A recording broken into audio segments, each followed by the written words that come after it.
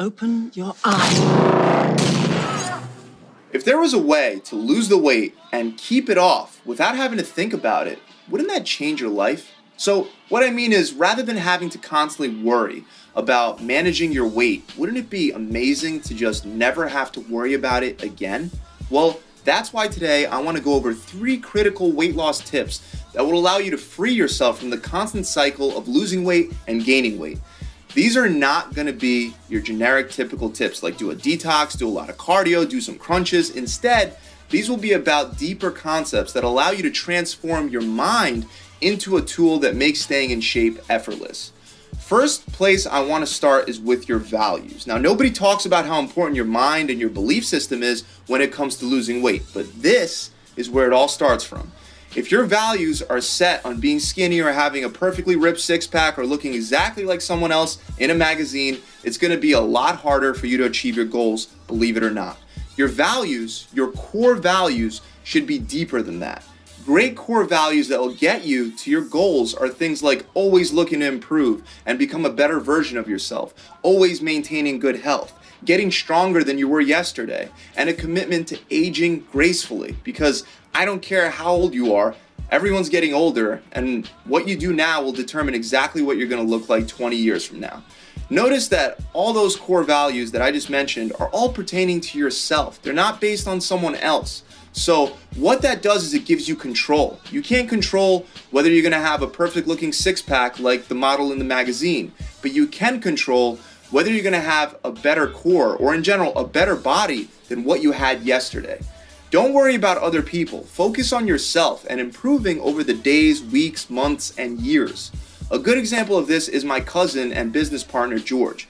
We both did the same workouts, followed similar diets, put in the same amount of time, and sometimes, heck, I even feel like sometimes he put in more time and more work than me.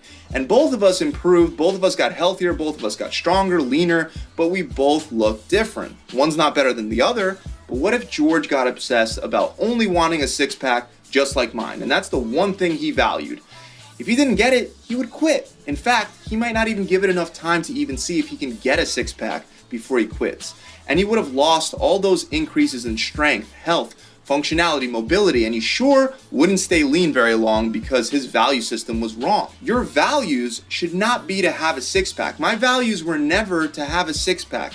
It was a side effect of chasing after things like getting stronger, being a better version of myself than I was yesterday, being more athletic, mixed with hard work at the gym, obviously, and decent genetics. So the first tip is to adjust your values and make sure that you focus on what you can control 100%. Next, I want to draw an even further distinction about your mindset. I've noticed that there's 2 types of thinking people have when it comes to fitness and building their body: nature versus nurture.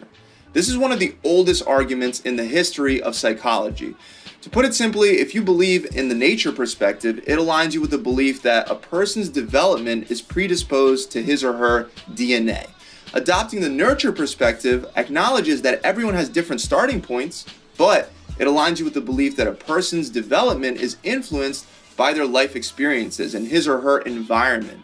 Even though you can be somewhere in the middle of these 2 mindsets, usually people tend to lean more towards one way of thinking over the other. Since nature versus nurture has been a highly debated topic for generations, and it's been debated by psychologists that I must admit are far more qualified than me, my goal is not to debate which one is correct. My goal is to simply find out which one will serve you better in your weight loss journey. With nature, the spotlight's on genetics, and there's no denying that genetics exists. But with nature, you're usually giving your genes more credit and more control than yourself and your actions. With nurture, yes, of course, genes will influence certain traits, but your environment plays a much larger role. It's so important to align with the right belief system because a person's thoughts and actions are highly influenced by their beliefs. The people that believe that everything is up to nature express statements like, "I'm not athletic," "obesity runs in my family," and "both my parents had high blood pressure, so that's why I have it." All of these statements take the control over your own body out of your hands and give that control over to natural forces that are outside of your control. With a really strong nature philosophy on life, you believe that some people won the genetic lottery while others did not. People that adopt more of a nurture philosophy will say things like, I'm not naturally athletic now, but if I work on it consistently, I can become athletic. Most of my family is obese, but I don't have to be because I can reinforce different habits than them. High blood pressure runs in my family, but I can do things to reduce and eliminate my risk. Clearly, this kind of mindset puts a lot of control back in your hands, regardless of the cards that nature has dealt you. If you truly believe that you're destined to be obese because of poor genes, how will you possibly give 100% of your effort to working out and dieting? You'll start the diet or the exercise program and already believe it's not going to work for you. So you won't even put in the level of effort necessary to actually make the change. And I can tell you right now, this form of thinking is not true. No matter what hand you've been dealt, you can improve it without trying to be someone else, but instead trying to be the better version of who you were yesterday. This moves us right into the next concept. For a second, I want you to imagine you're in one of those conveyor belts at the airport, except you're running against it in the wrong direction. If you sprint and you get halfway to the end and then you stop, you're going to end up right back in the beginning. If you jog way slower, but you're just moving just enough to keep improving and moving closer to the end, you're going to make it there.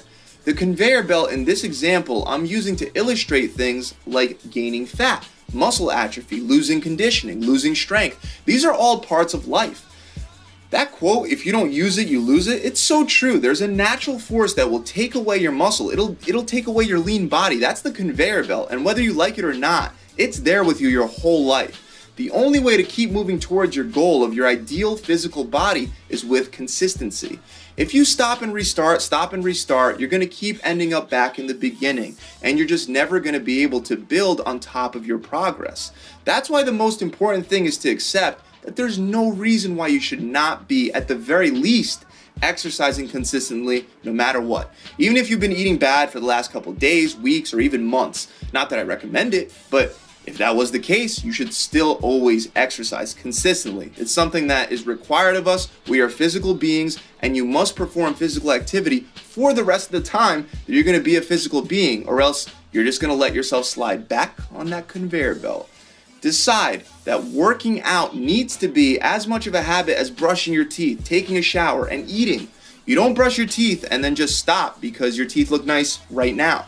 You invest in your teeth on a daily basis to be able to have a payoff of great teeth on a daily basis year after year. Now this brings me right into my next tip. If it's all about consistency, you have to pick a plan that you're gonna actually be consistent with. Sure, if you're trying to lose a large amount of weight, a restrictive diet can help in the beginning, but you have to transition into something that's more suitable for the rest of your life. Otherwise, if you stay on the restricted diet plan for too long, you'll eventually start to binge eat.